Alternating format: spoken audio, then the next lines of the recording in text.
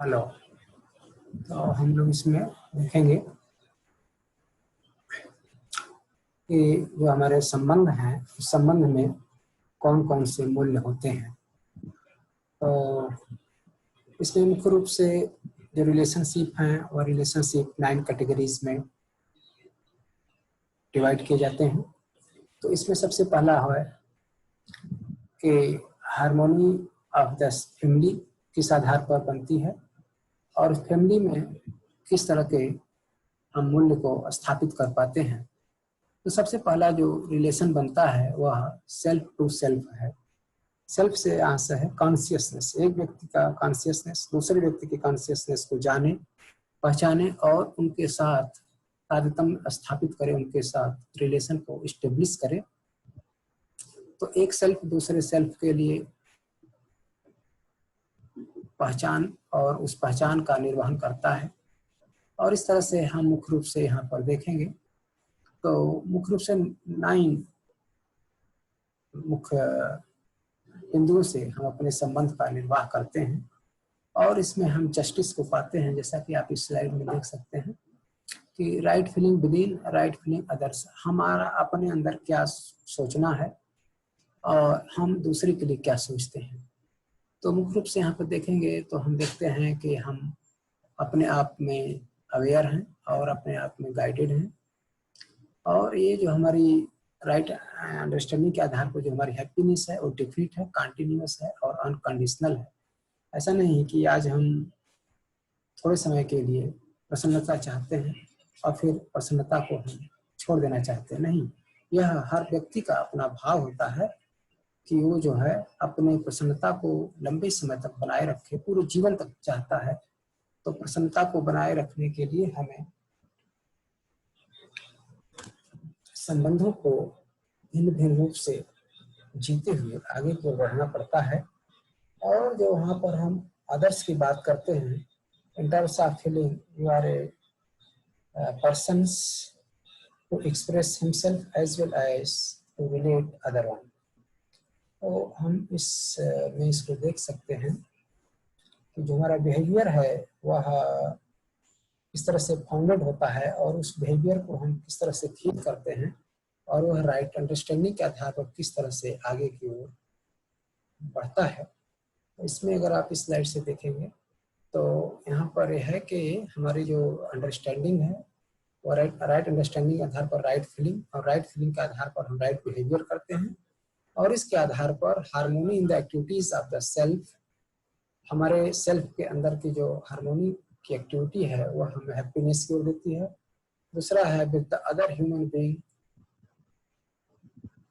और other human being के साथ हम जो अपना फीलिंग है वह किसी टेस्ट और किसी अन्य भाव के आधार पर नहीं बल्कि राइट फीलिंग के आधार पर अगर हम उसे देखेंगे तो वह निश्चित रूप से अस्थायी होती है।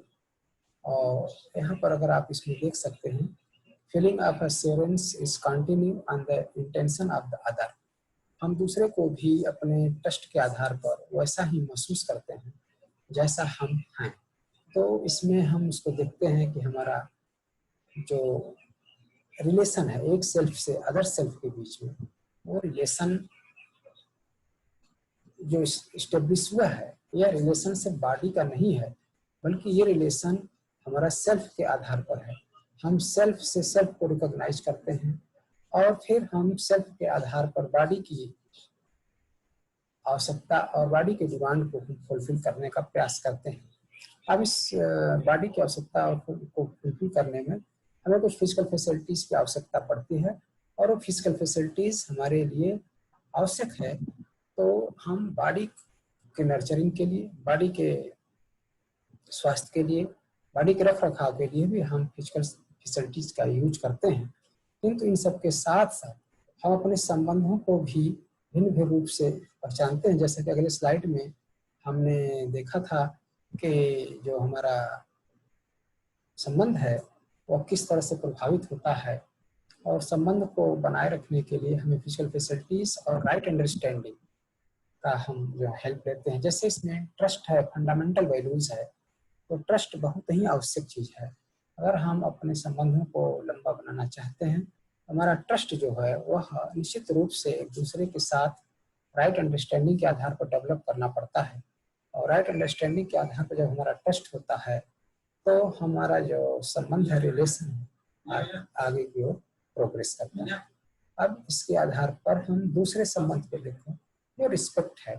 रिस्पेक्ट इन द सेंस कि हम किसी भी व्यक्ति को ना तो ओवर एस्टिमेट करें ना तो अंडर एस्टिमेट करें, बल्कि हम जो है उसे अपने राइट अंडरस्टैंडिंग के आधार पर उसको हम सही रूप से वही देखें जो व्यक्ति है। अर्थात जिस तरह से हमारे अंदर कोई सेल्फ है, उस तरह से अगले के अंदर भी, अगले व्यक्ति में भी वही सेल्फ है, जिससे कि हम अपने संबंध को बनाते हैं।